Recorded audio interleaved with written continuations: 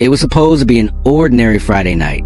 25-year-old Rachel Turner had just finished a long week at work and was heading out to meet her friends. She was the kind of person everyone described as bright, bubbly, impossible not to love. But what Rachel didn't know was that someone had been watching her for weeks.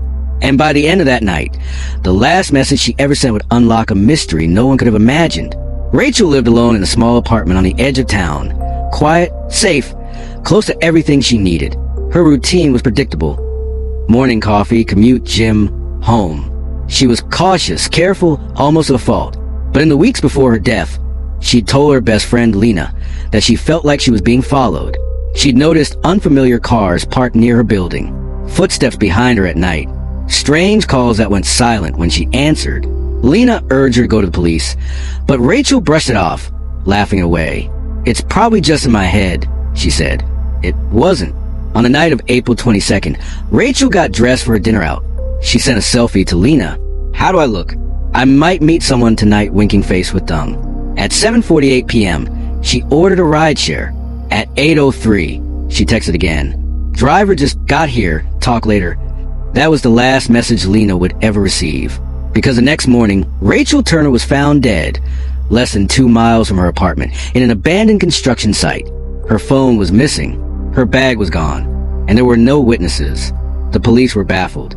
There was no sign of a struggle, no obvious motive, no DNA that matched anyone in their database. It looked like a random attack, until they checked her cell records.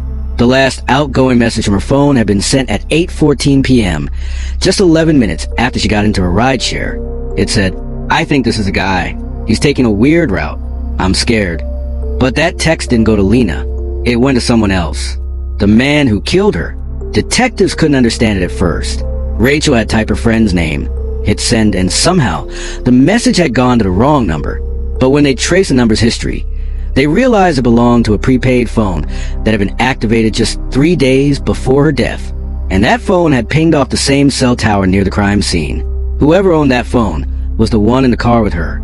The rideshare company confirmed that Rachel had been picked up that night, but the driver's account had been created using a stolen ID. The photo, name, and car details were fake. The vehicle Rachel entered didn't belong to a driver. It belonged to someone pretending to be one. Investigators now had 2 key pieces: a burner phone Rachel had accidentally texted, and a fake rideshare profile that vanished hours after her death. It was a digital ghost trail, but it was enough to start unraveling the truth. Detectives dug through security footage along her route. At 8:11 p.m., a nearby gas station camera captured a white sedan matching the fake driver's car.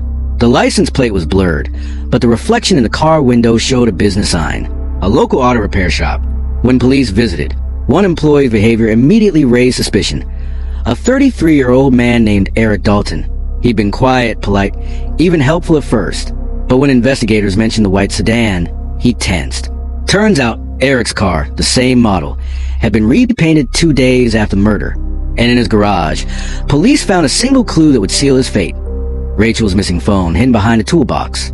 Forensic teams recovered deleted data from the device.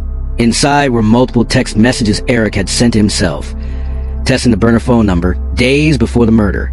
He'd been stalking Rachel for weeks, watching her social media, learning her schedule, creating a fake rideshare profile just to pick her up.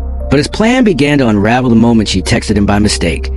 The moment she typed that chilling message, "I think this is a guy." That message became the key. It proved premeditation. It proved she recognized him as a threat. And most importantly, it placed him at the scene. When Eric Dalton was confronted with the evidence, he tried to deny everything, but his silence didn't last. Faced with Rachel's phone, her text, and the camera footage, he finally broke. He told detectives he didn't mean to hurt her. He just wanted to talk. But his obsession had gone too far. Eric Dalton was convicted of first-degree murder and sentenced to life without parole. Rachel's final message, a desperate cry for help that went to the wrong person, became the very thing that brought her killer to justice. Her mother later said, "It's almost like she solved her own case. Even in death, she made sure we'd know the truth." Her story serves as a haunting reminder. Sometimes, the smallest mistake can uncover the darkest secrets. And even the quietest voices can still speak from beyond the grave. If this story moved you, Don't forget to like this video, subscribe, and turn on notifications for more chilling true crime stories every week. Because every victim's story deserves to be told, and sometimes it's their final words that tell it best.